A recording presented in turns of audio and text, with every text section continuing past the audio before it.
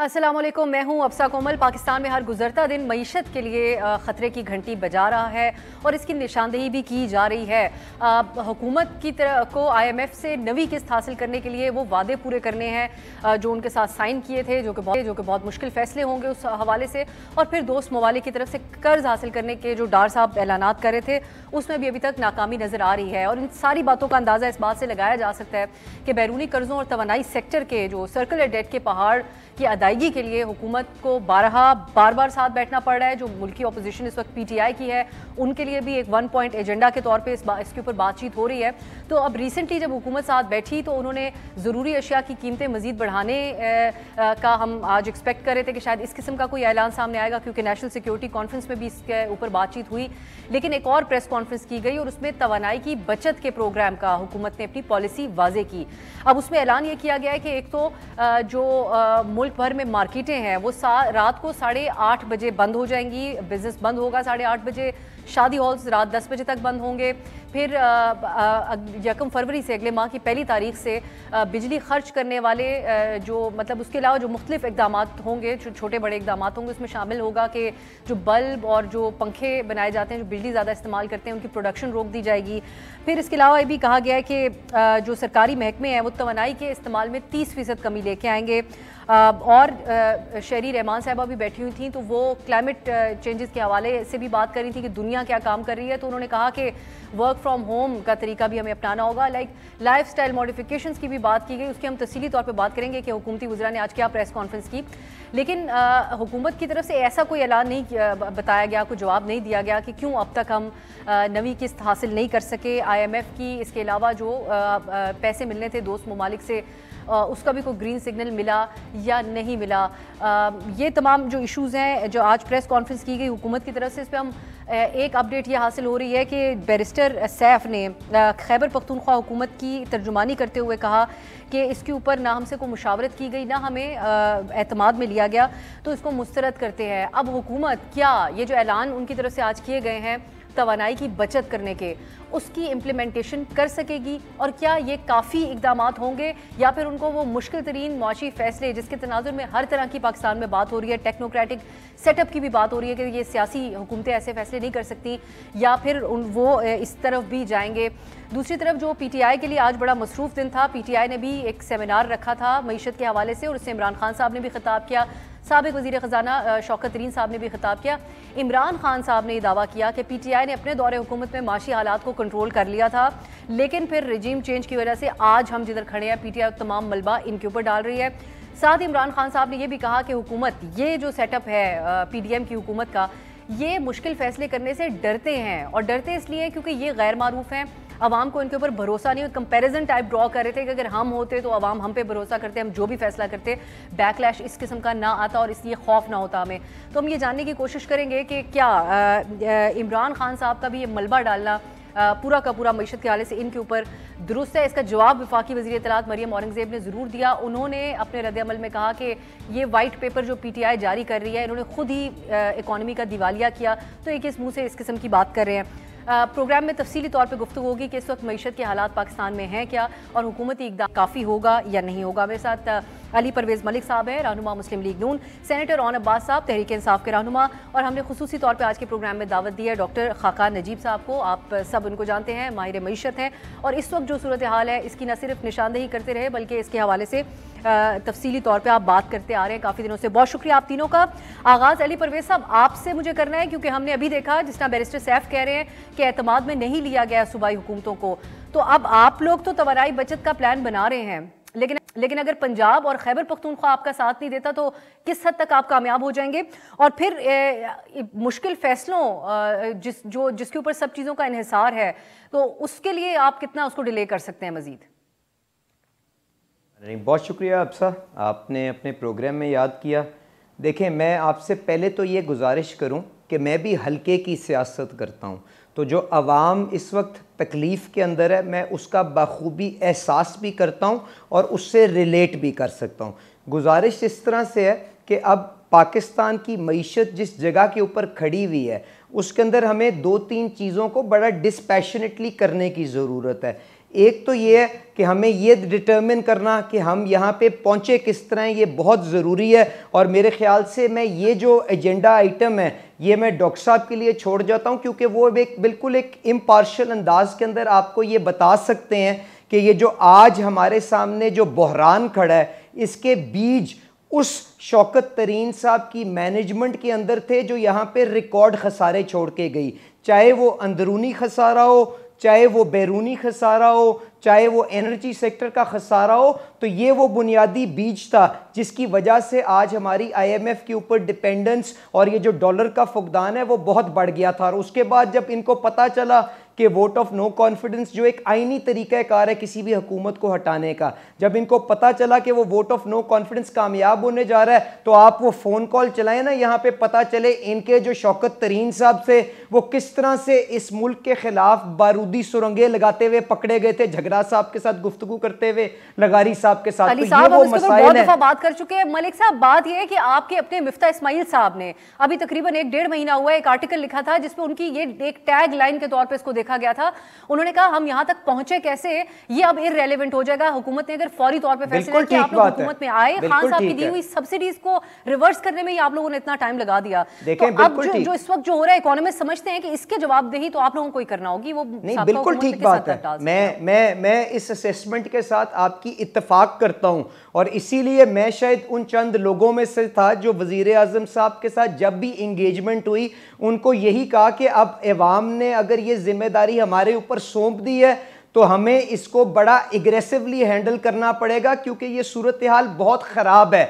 आपकी जब ये हुकूमत वजूद के अंदर आई थी, आपको 18 महीने के अंदर तकरीबन 40 अरब डॉलर का इंतज़ाम करना था, तो हमें फ़ौरन ही IMF प्रोग्राम को किस तरह से रिवाइव करना था, इसके ऊपर काम करना था। पर उसके अंदर जो भी हमारी फाइनेंशियल टीम रही हुकूमत के अंदर, उनकी कोशिश ये थी कि जो ये इन्होंने अब अग्रीमेंट किया है उसके अंदर सारे का सारा तकलीफ और उस सारे का सारा बोझ एक आम आदमी के ऊपर पड़ना था। इन लोगों ने कोशिश की कि उसको अगर किसी तरह से मैनेज करके और अब्बास साहब जी, सर बोझ तो अभी भी पड़ेगा। और आपसे गुजारिश कर रहा हूं, तो आप एक सेकंड के लिए जिस नियत के साथ उन्होंने इसको मैनेज करने की कोशिश की, उसके अंदर उनको कामयाबी हुई कि नहीं हुई वो तो एक साइड पे कर दें, कम से कम उस एफर्ट को अप्रिशिएट करें। और इंशाल्लाह मैं इस बात से इत्तेफाक करता हूं कि इमीडिएट टर्म में हमें IMF को रिवाइव करने के अलावा कोई चारा नहीं है। The sooner we do it the better. और उसके बाद हमारे वज़ीर खजाना कहते हैं I don't care about IMF। इस्लाहात अगर नहीं लेके मुझे ऐसा लग रहा है आप कोई और पॉलिसी बयान कर रहे हैं अपनी पार्टी से अलग। लेकिन ठीक है, ऑन साहब आप ये कहिएगा, शौकत तरीन साहब ने भी आज इस बात का तो इजहार किया, जो उन्होंने कहा जो दोनों रास्ते इस वक्त मौजूद है वो मुश्किल ही हैं, कीमतें बढ़ाना भी मुश्किल है, फिर उसके ऊपर आवाम के ऊपर बोझ पड़ना भी। यहाँ तो कम से कम आप लोग हमें एक पेज के ऊपर नजर आए जो जिस चीज़ से डर रही है ये हुकूमत भी कि उसके इम्प्लीकेशंस नताइज क्या होंगे। और हम सिर्फ सियासी नताइज की बात नहीं करते क्योंकि हम नीयत पे किसी की शक नहीं कर सकते, यकीनी तौर पे आवाम के ऊपर जो बोझ पड़ता है, आप तमाम अवामी नुमाइंदों के लिए ये बड़ी दुख की बात होती है। आप भी जिस तरह अली साहब कह रहे हैं कि वो अवाम के दरमियान उनकी मुश्किलात देख रहे हैं, लेकिन अब ये जो एक सूरत हुकूमत ने पेश की है उसके ऊपर PTI क्यों इतनी आमादा नजर नहीं आ रही? ये तवानाई की बचत करना तो एक ऑप्शन नजर आता है इस वक्त में। देखिए अभी किसी भी किस्म के मुश्किल फैसले जो करने हो उसके लिए आपको अवामी मैंडेट चाहिए होता है, अवामी हिमायत चाहिए होती है। इस वक्त जो गवर्नमेंट बैठती है, आप एक अपने आप से सवाल पूछिए, अगर ये मुश्किल फैसले करते हैं, फॉर एग्जांपल ये कहते हैं जी रात को मार्केट्स को रात को 10 बजे बंद कर दें, तो अवाम तो ऑलरेडी कुचले हुए, तिजारत जो हमारा ताजर तबका है वो ऑलरेडी इस वक्त पिसा हुआ है, उनके बिजली के इशूज हैं, उनकी इनकम्स कोई नहीं है, जो उनके इनपुट्स की कॉस्ट है वो बढ़ चुकी है, वो इनकी बात नहीं मानेगा। इसी तरीके से कहते हैं जी फॉर एग्जाम्पल दफातर जो है उसके टाइम रिड्यूस कर देते हैं। देखिए आपको कन्विंस करना पड़ता है। जब हमारे दौर में सिंध गवर्नमेंट को हमने कहा था कि जी कोविड आ गया और इस वक्त हम जो है ना वो कहते हैं जिसको कहते हैं ना स्मार्ट लॉकडाउन करते हैं, तो मुरादिल शाह ने कहा था स्मार्ट लॉकडाउन क्या होता है, हम लॉकडाउन नहीं करेंगे जी, या हम फुल कंप्लीट लॉकडाउन करेंगे। तो हर गवर्नमेंट के अपने प्रेफरेंसेस होती हैं और फेडरल गवर्नमेंट उसको रिस्पेक्ट करती है, लेकिन अगर आपने बहुत सख्त फैसले करने हैं तो आपको अवाम की हिमायत चाहिए। ये PTI की गवर्नमेंट का इशू नहीं है, ये पंजाब गवर्नमेंट हमारी नहीं है या KP गवर्नमेंट हमारी नहीं, अवाम के इशूज है। अगर हम अवाम के ऊपर ये इनके फैसले थोपना शुरू कर दें तो शायद अवाम हमारी भी नहीं मानेंगे, क्योंकि अवाम के जो प्रॉब्लम्स है वो इससे बहुत ज्यादा बढ़ चुके हैं।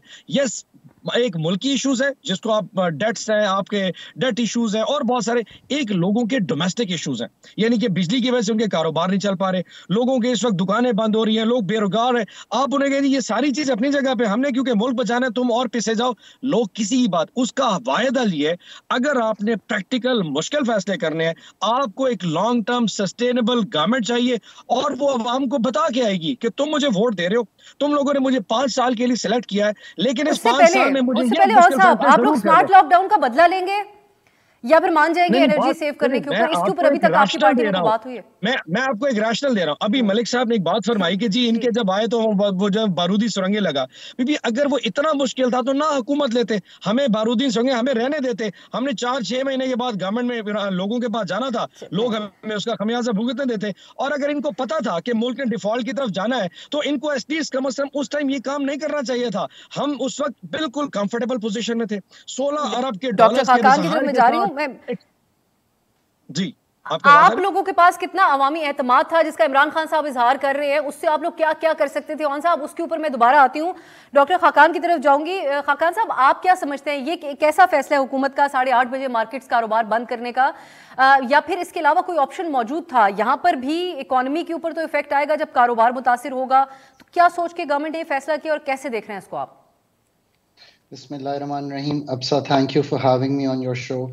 पहले तो सबको मैं गुजारिश करता हूं कि ये समझ लें कि पाकिस्तान एक नॉर्मल हालात में नहीं है, पाकिस्तान एक चैलेंजिंग हालात में नहीं है, पाकिस्तान एक बिल्कुल एग्जिस्टेंशियल इकोनॉमिक जंग जो है वो लड़ रहा है। हम इसको शायद ऐसे लेके चल रहे हैं कि $5.8 बिलियन के रिजर्व्स हैं, मोस्टली बोरोड हैं, रेमिटेंसेस ड्रॉप कर रही हैं, एक्सपोर्ट्स ड्रॉप कर रही हैं।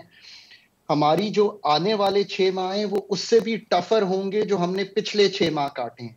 IMF का प्रोग्राम मार्च से डिले होना शुरू हुआ, 29 अगस्त को जाके बोर्ड मीटिंग हुई। उसने हमें एक, मैं टर्म यूज कर रहा हूं और 12 माह से सारी पार्टीज को गुजारिश कर रहा हूं कि आप एक डॉलर लिक्विडिटी क्रंच में हैं। कोई भी मुल्क जब डॉलर लिक्विडिटी क्रंच में आता है तो प्रीएम्प्टिवली IMF के पास जाता है। 3 नवंबर को IMF ने पाकिस्तान आना था, आज 3 जनवरी है। एक तो हमें ये तनाजुल है जिसमें मुल्क को देखना है। अगर इस तनाजुल में सीरियसनेस में मुल्क को देखेंगे तो रियलाइज करेंगे कि ये फैसले जिनको हम डिफिकल्ट कहते हैं, पहले ये भी समझ लीजिए कि ये कतई तौर पे डिफिकल्ट नहीं है। ये अनपॉपुलर जरूर हैं बिकॉज ये बोझ डालते हैं। डिफिकल्ट फैसलों का आप मुझे पूछिएगा, मैं आपको बताऊंगा, हमने तो पिछली 3 दिहाइयों में कभी डिफिकल्ट फैसला किया ही नहीं। क्या हमने ये फैसला किया कि 67 बिलियन का लॉस PIA करती है उसको बेच देना? हमने ये फैसला नहीं किया।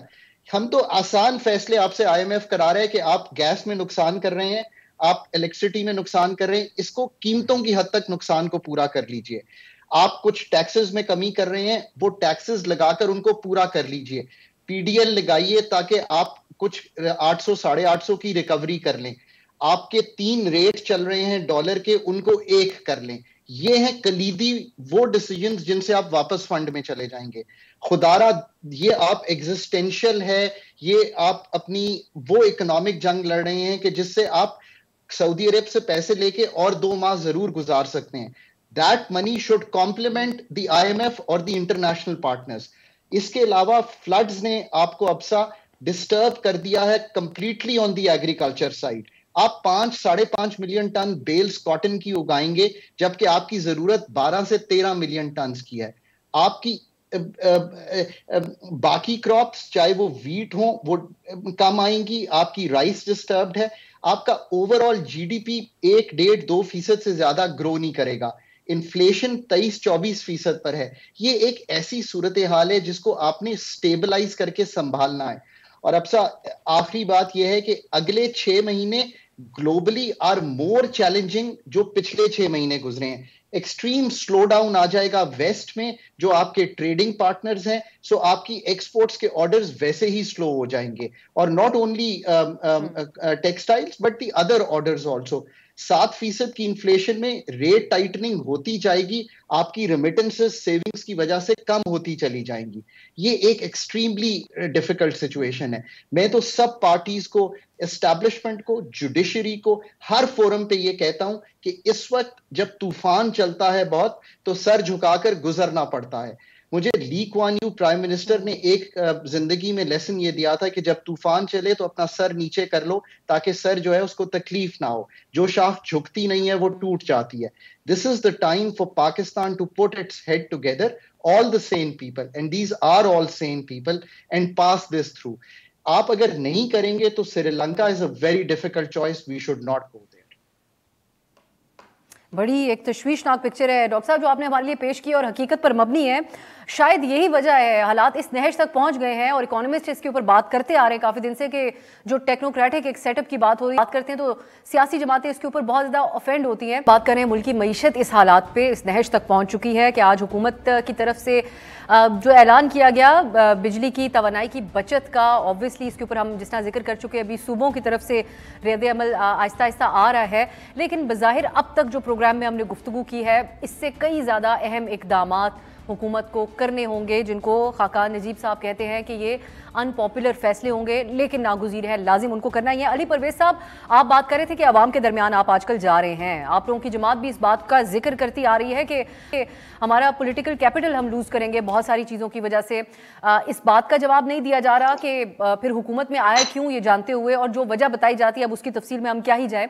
लेकिन अब ये कहेगा जो इमरान खान साहब अवाम को मुखातिब करके आज कह रहे हैं, वो ये कह रहे हैं कि इसी सूरत हाल में अगर हम होते तो हमें इतनी मुश्किल ना हो रही होती क्योंकि अवाम का हमारे ऊपर एतमाद था।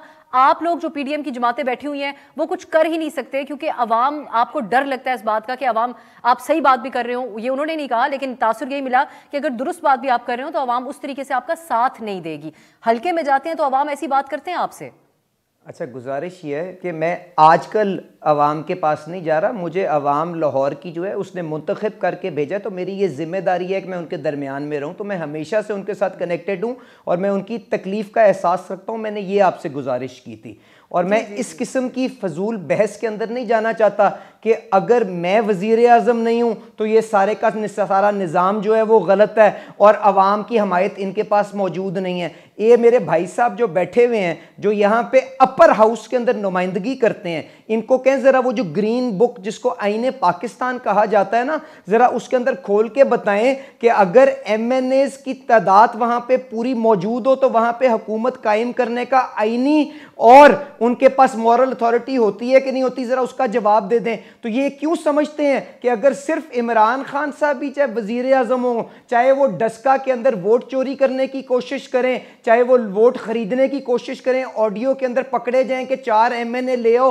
5 MNA बेच दो, तो उसके मुताबिक ये वज़ीर आज़म बनेंगे। तो खुदा के लिए आज जिस किस्म की मसाइल हमारे सामने खड़े हैं, जिसकी तरफ डॉक्टर साहब ने इशारा किया, मैं पूरी तरह से उनके साथ इत्तेफाक करता हूं। 6 महीने से मैं अपनी पार्टी के दरमियान आपके शोज पे बैठ के क्या इससे मुख्तलिफ बात करता रहा। तो आज हमें जिस चीज के ऊपर काम करने की जरूरत है वो ये मिलके कि हमने वो रास्ता क्या बेहतरीन इख्तियार करना है जिससे हम इस मुल्क को इस मुश्किल मसाइल से बाहर निकाल सकें। अब जो आपने लोड शेडिंग और ये जो आपने फ्यूल की बचत की आपने कोशिश की है, जिसको आप डिस्कस करना चाह रही हैं, मुझे बताएं अगर आपके पास मुल्क के अंदर डॉलर का एक फुकदान हो, उसके अंदर 70-80 बिलियन डॉलर की आपकी इंपोर्ट हो और उसके अंदर सिंगल आइटम 25 बिलियन डॉलर की पेट्रोलियम प्रोडक्ट्स हो, तो क्या उसके ऊपर बचत करने की ऊपर कोशिश नहीं करनी चाहिए? अगर इनके जरूर होनी चाहिए, लेकिन इसका फौरी समरात क्या निकलेंगे अली साहब? और इसमें आप इतनी आइडियलिस्टिक बात कर रहे हैं कि आप लोग क्लाइमेट चेंज की और आप इतनी फैंसी किस्म की मिसालें पाकिस्तानी अवाम को दे रहे हैं। वर्क फ्रॉम होम करें जी, बिजली घर में आ नहीं रही, वर्क फ्रॉम होम कैसे करेंगे अली साहब? लोग सुने,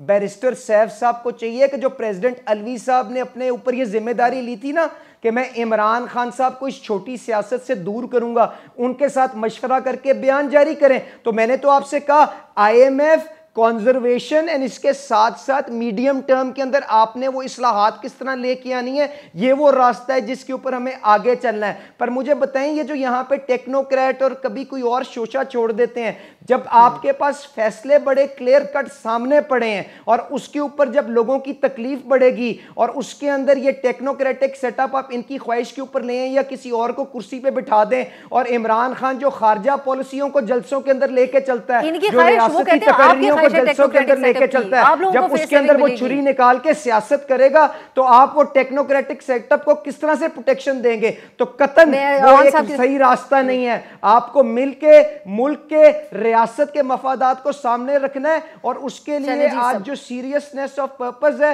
वो रखेंगे तो आप इस मसले से बाहर निकल सकते हैं, वरना खुदा न खास्ता जो बारूदी सुरंगें लगा के गए हैं, मुझे खौफ है कि कोई पाकिस्तान रियासत का कोई यहाँ पे खुदा न खास्ता नुकसान ना हो जाए।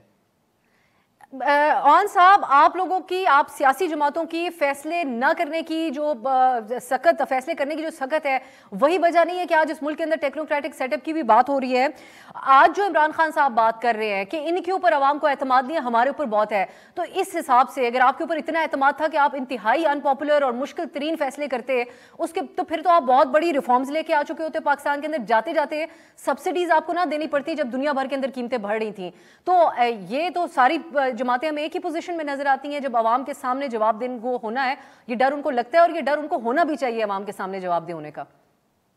अच्छा, मलिक साहब का गुस्सा करना बनता है और इतना गुस्से में पता नहीं किस वजह से आ गया। यकीनन ये तो एक इशू बन सकता है क्योंकि अवाम में जाके इस वक्त उनको फेस करना इनकी पार्टी और इनके लीडरशिप का अब वो इनके कंट्रोल में नहीं है। अभी अवाम में चले जाए, इनको लग पता हमें तो लोग टमाटर मारते थे, इनको पता नहीं क्या क्या मारेंगे। सो आई कैन अंडरस्टैंड वो इस वक्त क्यों गुस्से में। जो खान साहब ने बात की मैं उसको समझाने की कोशिश करता हूँ। 2019 में जब कोविड आया था और 2020 में जब हम देखें, ये कोविड पूरी दुनिया में पहली दफा एक इस तरह का पैंडेमिक कम से कम हमारी लिविंग हिस्ट्री में पहले आया था, तो हमने भी उस वक्त मुश्किल फैसले किए थे। मार्केट्स को बंद भी किया था, स्मार्ट लॉकडाउन भी था, स्कूल्स बंद थे, इवन के इंडस्ट्रीज को भी बंद किया जा रहा था, गैस की सप्लाईज बंद हो गई थी, इवन के पेट्रोल की शॉर्टेजेस आनी शुरू हो गई थी। लेकिन अवाम उस गवर्नमेंट के पीछे, हत्ता कि वो प्रैक्टिकल बड़े सख्त फैसले थे, लेकिन अवाम को पता था कि एक लीडर है, वो एक स्टांस ले रहा है, मुझे इनको फॉलो, अवाम ने सोचा हमें इसको फॉलो करना है क्योंकि ये हमें इसमें से निकाल के ले। और अल्हम्दुलिल्लाह आप ये देखें कि उस दौर में भी जब दुनिया की इकॉनमी श्रंक हुई थी, हम 1.4% के हिसाब से तब भी परफॉर्म कर रहे थे। मुश्किल फैसले किए, लीडरशिप का विजन था, अवाम खड़े हो गए।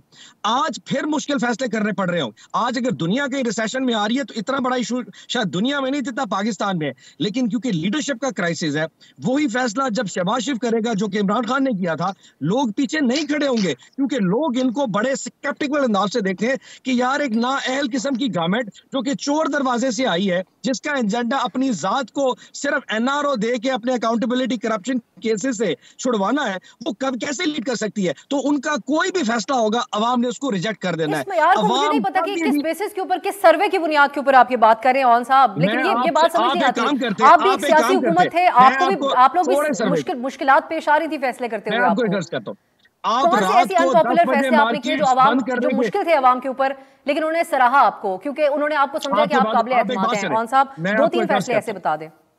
मैं आपको एक अर्ज करता हूँ, हमने कोविड में रात को 8 बजे मार्केटें बंद की थी जी। आपको आवाज आ रही थी?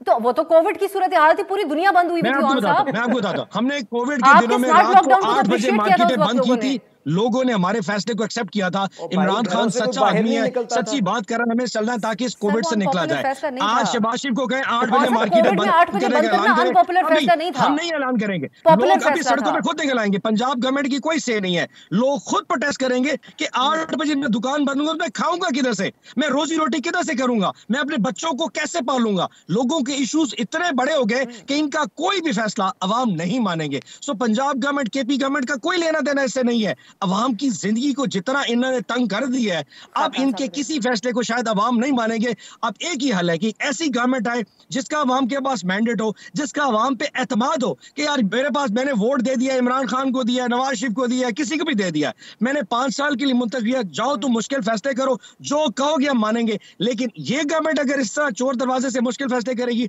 अवाम कभी भी नहीं मानेंगे। ये आप मुझसे नहीं, अवाम से आप सर्वे करा के पता कर लीजिए।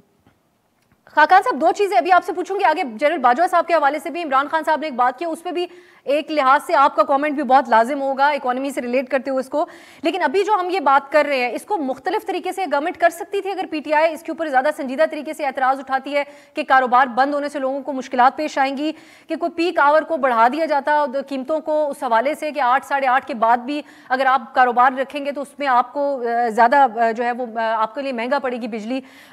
इसके अलावा जो बात ऑन साहब कह रहे हैं, क्या वाकई इस वक्त फौरी तौर पर अगर इंतखाब हो जाता है तो ज़्यादा बेहतर पोजीशन में अगर हो चुका होता अब तक या अगर आगे भी हो जाता है। ये एक मेयार जो पीटीआई सामने रखती है कि वाहिद तमाम इकोनॉमिक मसाइल का हल एक ताज़ा इलेक्शन और ताज़ा मैंडेट है। आप इस बात से एग्री करते हैं?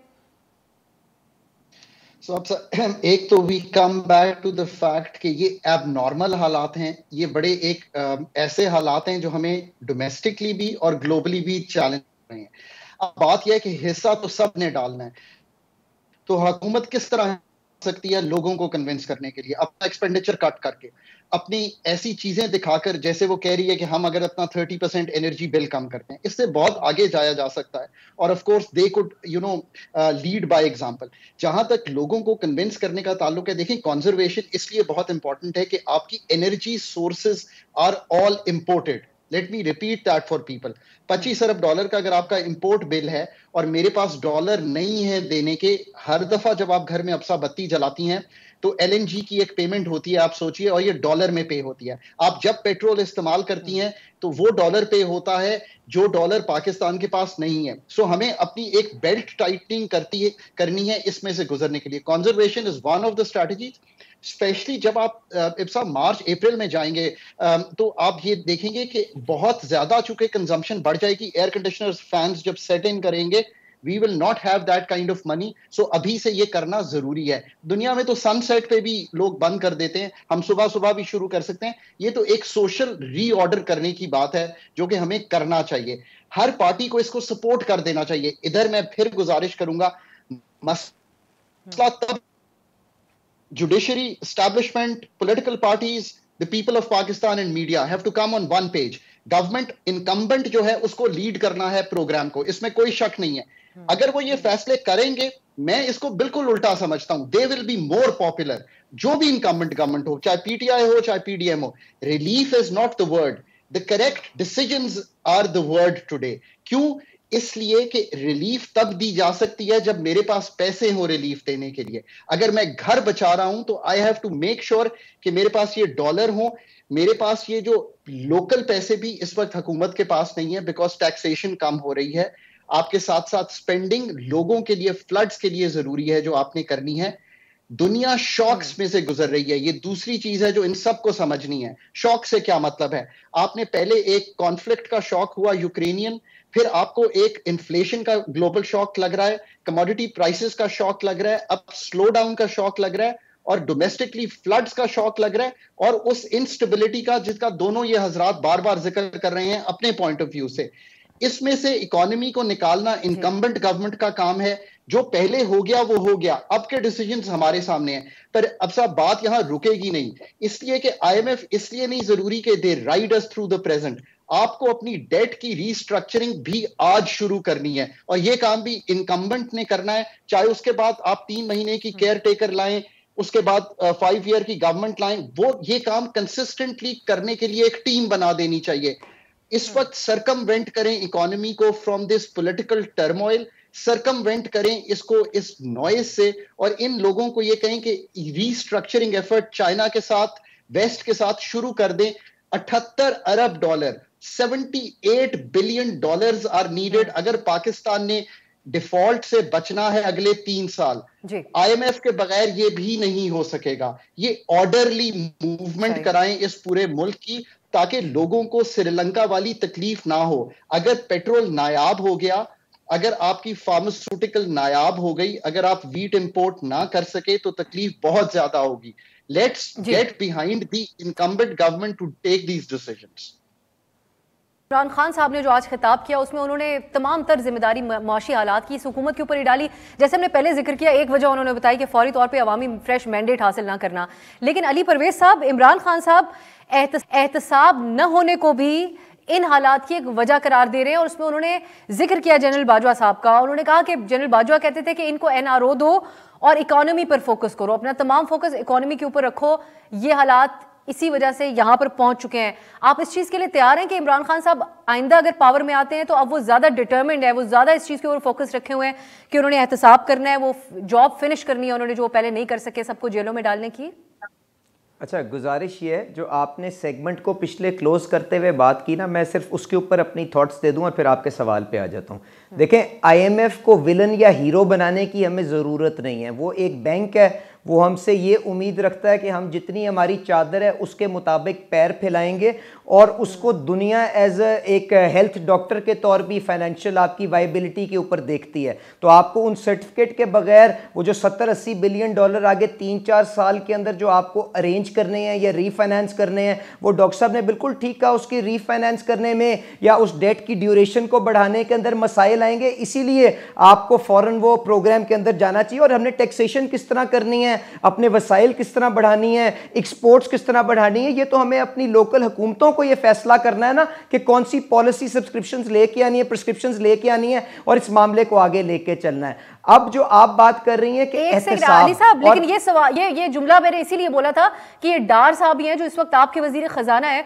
और वो IMF को विलन बना के आज नहीं साल से पेश कर, कहते हैं ये हमारे साथ ज्यादती करते हैं, ये बदमाशी करते हैं हमारे साथ। तो ये वजह है जिस वजह से सवाल था। अगले दूसरे बाजवा साहब वाले इस सवाल पे आप वो अगर कुछ कहना चाहें। शहबाज शरीफ साहब ने अभी 2-3 दिन पहले प्रेस कॉन्फ्रेंस की है, उसके अंदर मेरे ख्याल से उन्होंने बड़ा क्लियर कट स्टेटमेंट ली है कि शॉर्ट टर्म के अंदर हमें पसंद है कि नहीं पसंद है, IMF is the only way forward. And हमें सबको, जिस तरह डॉक्टर साहब ने बिल्कुल ठीक कहा, मैं उनके साथ इत्तेफाक करता हूं, सबको अपनी हुकूमत के हाथ मजबूत करने चाहिए ताकि हम रियासत को बचा सकें। आज जिस किस्म के खतरात उसके सर के ऊपर मंडला रहे हैं, मैं इससे आगे कोई बात करना नहीं चाहता।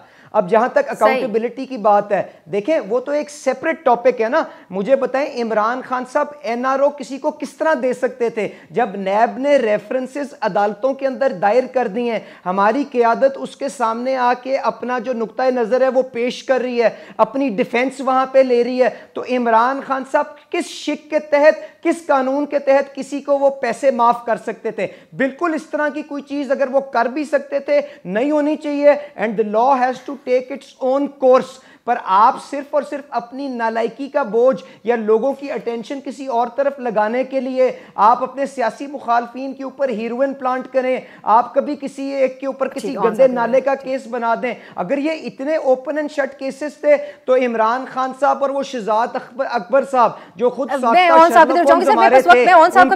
किस्म के वसाइल मौजूद थे, क्यों 3-4 साल में क्यों इन्होंने सजाएं दिलवाई? तो खुदा के लिए पगड़ियां मत उछालें, फोकस करें जो आपका काम है। यहां पे एहतसाब के इदारे मजबूत हैं, प्रोसेस को स्ट्रेंथन करें, उसकी जद में जो भी आता है मुझे आपका जवाब चाहूंगी।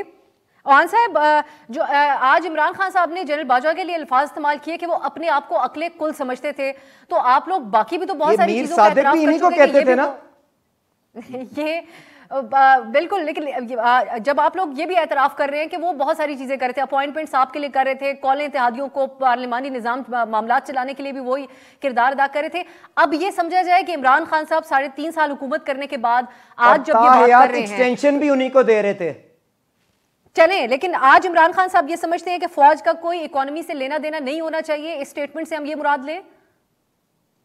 मैं इसमें थोड़ा सा ना आपको क्लियर कर दूं, बात वही जैसे मलिक साहब ने कहा, मैं भी आखिरी सेगमेंट में सिर्फ एक चीज कह रहा हूँ। अपना डॉक्टर खाकान नजीब ने जो बात की ना कि लीड बाय एग्जांपल, जब गवर्नमेंट मुश्किल फैसले करती है तो अवाम लीडर की तरफ देखते होते हैं कि क्या गवर्नमेंट खुद कुछ कर रही है। आप ये देखें कि इस वक्त की गवर्नमेंट के पास 80 मिनिस्टर्स मौजूद हैं, 80 मिनिस्टर्स हैं, 30 के करीब पार्लियामेंट्री जो एडवाइजर सेक्रेटरीज हैं और 40 स्टैंडिंग कमेटी के चेयरमैन हैं। कोई एक शख्स इस पूरी हुकूमत में ऐसा MNA नहीं है जो किसी कैबिनेट के किसी ओहदे के ऊपर बैठा ना हो। हमारा 9 महीने में से 7 महीने जो अपना डिफेंस, मैं नहीं बैठा हुआ जी, ये गलत बात करें, मैं नहीं बैठा हुआ, आपके सामने बैठा हूं। 7 महीने तक, 7 महीने से आपका फॉरेन मिनिस्टर दौरे पे है। आप देखिए 1 अरब 75 करोड़ के खर्चे करके आ गया। सियासत ना करें, मैं सामने बैठा हूं, मुझे बता दें कौन सा होता है मेरे पास। मलिक साहब एक सेकंड, मैंने आपकी बात नहीं कहूंगा, लेकिन डीकपल करें सियासत को, यहाँ पे ये मईशत को इस किस्म की गंदी सियासत से, वरना ये रियासत को नुकसान पहुंचाएंगे। अली साहब, लेकिन ये तो हकीकत है ना कि एक तारीखी टीम है इस वक्त, इतनी बड़ी टीम नहीं थी इससे पहले कैबिनेट में। खान साहब ने जो आज गुफ्तगू की, ओहान साहब पहले आप क्विकली इसके ऊपर रिस्पॉन्ड कीजिए। मैं खाकान साहब से भी इसी पे पूछना चाहूंगी, इमरान खान साहब जिस शिकवे का आज इजहार कर रहे हैं कि इनको बाजवा साहब कहते थे कि इनको NRO दो, तमाम फोकस अपना इकोनॉमी के ऊपर, हम कहते थे सारों को जेलों में डालो, तो आपने एहतसाब के हवाले से क्या ऐसा हासिल कर लिया? तमाम तवानाइयाँ शहजाद अकबर साहब ने सर्व की, हमारी भी तवानाइयाँ सर्व कर देंगे। उनकी प्रेस कॉन्फ्रेंसेज देखनी पड़ती थी हर रोज़, ऐसा लगता था कि अभी कल सारे पकड़े गए और सारे पैसे वापस आए, लेकिन ऐसा हुआ नहीं। तो सुन ही लेते इस मामले में भी जनरल बाजवा साहब के तमाम फोकस अपना इकोनॉमी के ऊपर रख लिया जाए, क्यों उनको ऐसा लगता है कि जेलों में डालने से मुल्क की इकोनॉमी ठीक हो जाएगी? अब सभी भी 3 बयानी है, 3 नैरेटिव है। एक नैरेटिव जो कि अली मलिक साहब और इनकी पार्टी का है कि जी जनरल बाजवा साहब शायद हम इमरान खान साहब की गवर्नमेंट को ताकत में लेके आए, एक ये बयान आ गया। दूसरा बयानिया हमारा है कि हमें गवर्नमेंट से हटाया गया और इनको हुकूमत में लाइए, दूसरा बयानिया हो गया। और तीसरा बयानिया उन्होंने खुद आजकल जो मीडिया को देना शुरू कर दिया है, जैसे वो जावेद चौधरी का शायद वो आ रहा था कि जी उन्होंने कहा कि मैंने इमरान खान साहब को ना लड़ने से बचाया। इन तीनों में से अगर एक बात भी सच्ची है, हम झूठे अगर वो सच्चे भी हो, तो इसका मतलब कहीं ना कहीं पॉलिटिकल इंटरफेरेंस वो कर जरूर रहे थे। किसको फायदा, किसी को नुकसान जरूर दे रहे थे।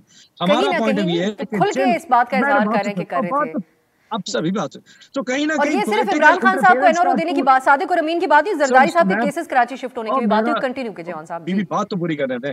मेरा पॉइंट ये कि कहीं ना कहीं पॉलिटिकल इंटरफेरेंस में वो इन्वॉल्व जरूर थे, अगर तीनों बयानों में से कोई एक सच है तो। सो अगर 1100 अरब की जो करप्शन के केसेस नैब में चल रहे थे और उनको हम मंतकी अंजाम तक नहीं पहुंचा रहे थे, और नैब का चेयरमैन बार बार वज़ीर-ए-आज़म को कहता था कि मुझे उनकी तरफ से इशारा है कि इनको आगे नहीं लेके चलना, और आज उन्हीं तमाम केसेस को खत्म कर दिया नैब के अमेंडमेंट की वजह से, और वो 1100 अरब टोटल वाइप आउट होकर खत्म हो गया। और ये सारे के पीडीएम के जितने लीडरशिप है वो 1100 अरब जेब में डाल के, उसकी आखिरी निशानी आपको बताता हूं, तोशक खाना का केस चल रहा था जो कि उसमें से इन्होंने गाड़ियां ली थी।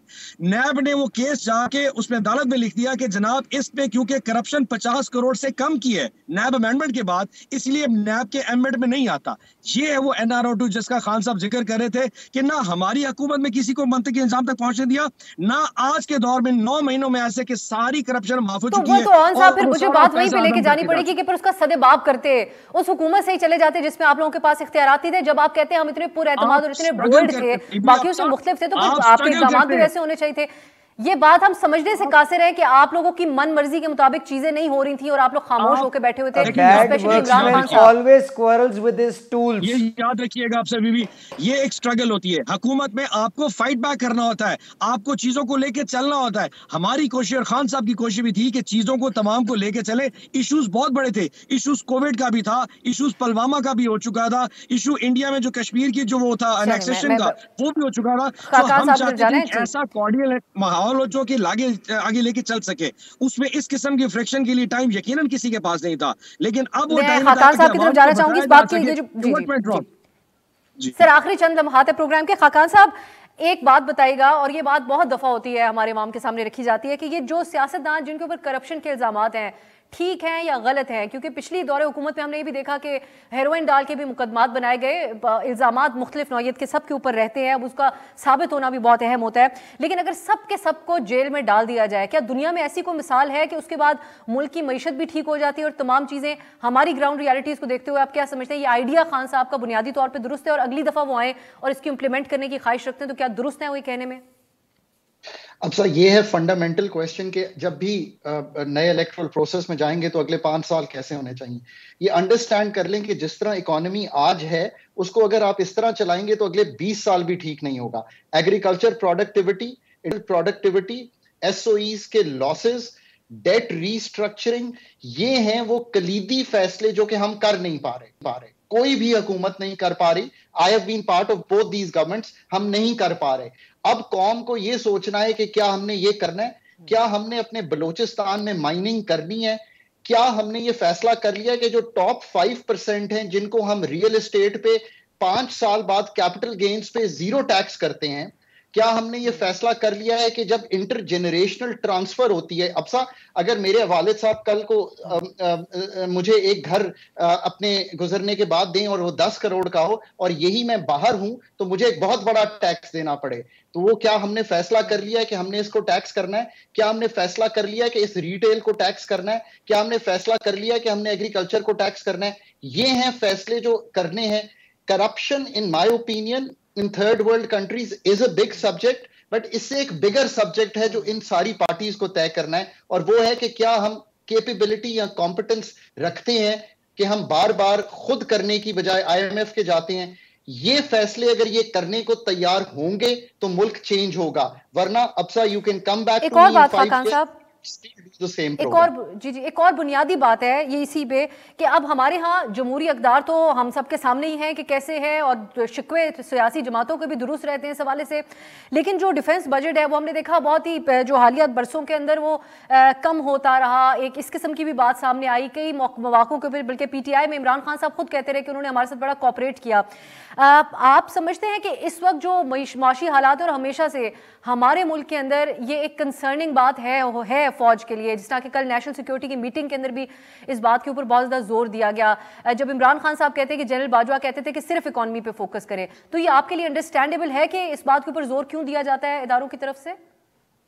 आप बिल्कुल ठीक कह रही हैं, इसलिए कि अगर आप इसकी सिक्योरिटी इंश्योर करेंगी, पार्टीज पॉपुलर होंगी, पार्टीज की जो सलाहियत है वो बढ़ेगी, पार्टीज का मयार बढ़ेगा, पार्टीज की खुद जो कौम में मकबूलियत है वो बढ़ेगी, जो स्पेस वो खो चुकी हैं वो वापस ले लेंगी। This is the political economy that they have to think about. जहां तक डिफेंस बजट का ताल्लुक है, आपको बजट को तो रीवैम्प करना पड़ेगा। आपकी अब सा 500 अरब की तो पेंशन्स हैं इस वक्त, ये अलोन आपको ले डूबेंगी। 4000 अरब का इंटरेस्ट है जो आप दे रहे हैं। ये सारे काम आपको करने हैं। इन पार्टीज को अपने अंदर सलाहियत पैदा करनी है कि ये पहले ये काम करें और आकर उनको इंप्लीमेंट करें। अगर करेंगे तो political space is for them to take. और देखें, एस्टैब्लिशमेंट को जब ये आप बात कर रही हैं, मैं उस वक्त भी टेबल पे मौजूद था, मैं डार साहब के साथ भी टेबल पे, जब फंड का प्रोग्राम हमने कंप्लीट किया, मैंने एंकर किया है वो प्रोग्राम जिसका डार साहब जिक्र करते हैं। जब PTI ने ये कहा कि हम डिफेंस बजट को करना चाहते हैं, तो हमने फ्रीज किया वो budget and establishment played along. कोई भी ये नहीं चाहता कि कोई मुल्क जो है पाकिस्तान, उसको कोई एग्जिस्टेंशियल इकोनॉमिक थ्रेट हो। हम इन सब को सॉल्व कर सकते हैं, बट सॉल्व करने की जो कलीदी मसाइल आपके सामने रखे हैं, पहले उन पे काम कीजिए और काम खुद कीजिए। IMF से ना कराइए, IMF से सिर्फ ICU से निकलने का नुस्खा ले। बड़ी तजवीज़ आपने एक बार फिर बड़े वाज़े तरीके से इस प्रोग्राम में सामने रखी है। बहुत शुक्रिया आपका डॉक्टर खाकान नजीब, अली परवेज़ मलिक साहब और सेनेटर ओन अब्बास साहब। नाज़रीन, गुफ्तगू आपने तीनों की सुनी हैं कि जो आज ऐलानात हुकूमत की तरफ से किए गए हैं उसकी इम्प्लीमेंटेशन किस हद तक होती है, इस पर पंजाब हुकूमत और खैबर पख्तूनख्वा हुकूमत के बाकायदा रद्द अमल का हमें इंतज़ार है। इस मामले को हुकूमत अब आगे कैसे लेके चलती है, ये आने वाले जो 2-4 दिन हैं वो बहुत अहम है और उसके ऊपर हम गहरी नज़र रखे हुए हैं। आज के लिए इजाज़त दीजिए, खुदा हाफिज़।